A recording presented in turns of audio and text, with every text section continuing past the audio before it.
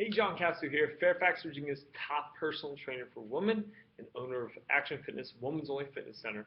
Today, what I want to share with you is what I call the hierarchy of fat loss. The reason why I'm sharing this, I meet with a lot of women that are typically looking to lose some weight. And even if they're not, most people I find will be not upset with losing a few pounds. So I thought I'd share with you the exact order of how you should spend your time. Okay, and I'll give you a few scenarios of, what happens if you only have 3 hours in a week, or what if you have all the time in the world. You can obviously reach your goal with more time to allocate, but it doesn't mean you can't be successful if you don't have 20 hours in your week to work out. So first and foremost, the best way to spend your time, let's say you have 1 to 3 hours at most during your week to dedicate to working out. Okay, that will be with strength training, right? And not only do you benefit from the workouts, a few ways. You stimulate EPOC, or excess post-oxygen consumption, basically a jolt in your metabolism following the workout, anywhere from 24 to 72 hours. Second way that strength training benefits is you burn some calories, sure. But more important, the third is the best and by far the most important reason why you should be spending your time doing strength training if your goal is fat loss, and that is because you're going to naturally elevate your basal metabolic rate. Or, to put it simple, you are going to be burning and churning at a higher rate than you were before you added on lean toned muscle. Okay. Fourth reason, of course, is to shape and tone our bodies. So when the body fat does melt away, or we lose a few, stubborn pounds, that we have a nice physique to display it and showcase it. So 1 to 3 hours is the best way to spend that time.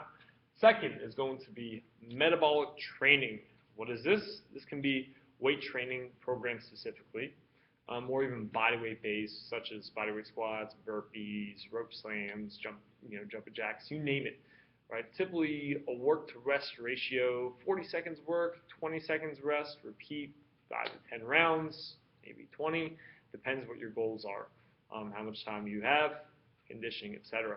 These workouts are very, very demanding cardiorespiratory system, but also yes, you burn calories during them, but more importantly, you stimulate that EPOC, or excess post-oxygen consumption, following these workouts.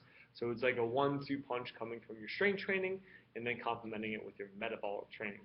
Next would be interval training. This can be sprints on the hills, on a treadmill, typically a couple sprints with rest in between. You're working in that same higher capacity, higher intensity that you find with your strength training. And this stimulates EPOC. It doesn't burn a ton of calories during, but like I said, you're trying to preserve the muscle or tissue that you develop from your strength training, and in return stimulate EPOC. EPOC is the magic word here because it's like free calories. Okay.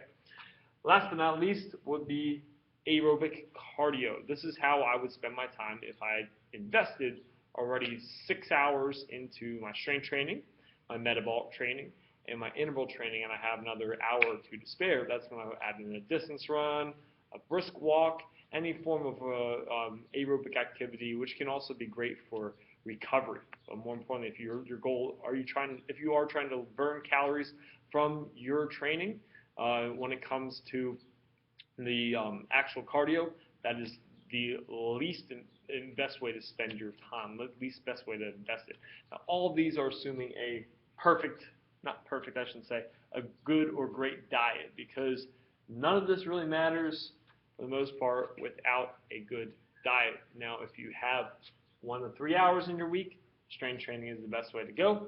If you have another, 2 hours, let's say, up to 5 hours in your week, balance it with some metabolic training.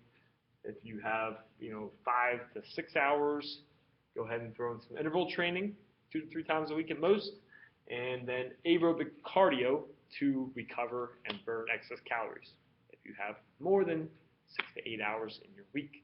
So best of luck to you.